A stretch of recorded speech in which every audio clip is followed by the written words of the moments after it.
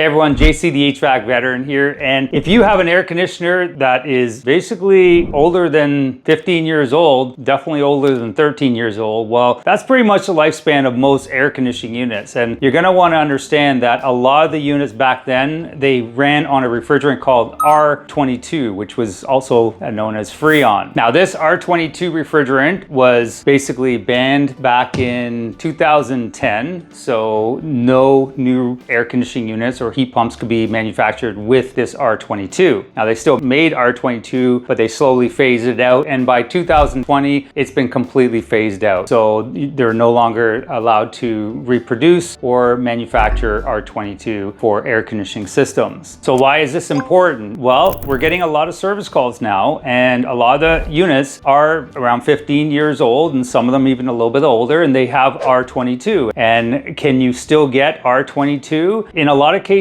no. In some cases, yes, but it's going to be recycled, or it's going to be basically just someone might just have a little bit of R22 left. The problem with that is it is super expensive. It's gone through the roof. It's actually known as liquid gold at this point in time. So it really isn't worth topping up or putting in. Well, you're legally not allowed to top up your air conditioner anymore. Really, you shouldn't have done that all along. It needs to be repaired. But the bottom line is you need to consider just, letting that unit go and putting that money towards a new unit. Because ideally, the problem with air conditioning happens when you go and do a repair. There's, especially on older systems, there's so many different components and so many little welds that are in the coils of both the evaporator coil that sits above the furnace, and then also the other part, which is the outside box, which is the outside condenser unit outside your house. That also has a lot of welds, and all it takes is for one pinhole in one of the welds to just fail, and you'll have a slow leak again. So you can go and spend a lot of money repairing it and only to have another weld go or have the other coil go. So my recommendation is just, if you have an old R22 system, don't repair it. Even if it's, a couple $100, just put that money towards a new system.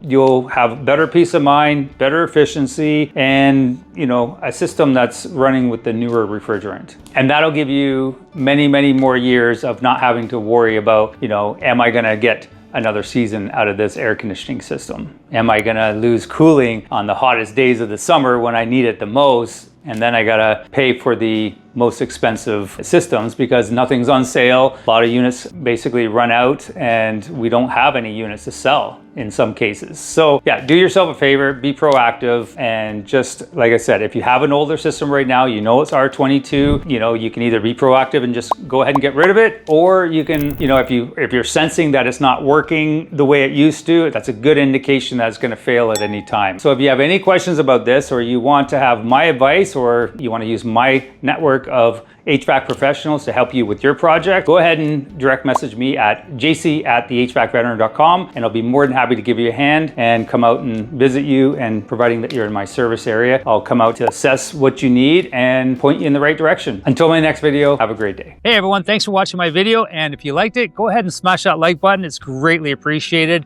And if you're in the GTA or the surrounding areas and you're in need of some HVAC advice, or if you're doing a project and you want my team and I to give you a hand with that, go ahead and reach out to me at jc@thehvacveteran.com, and we'll be more than happy to give you a hand.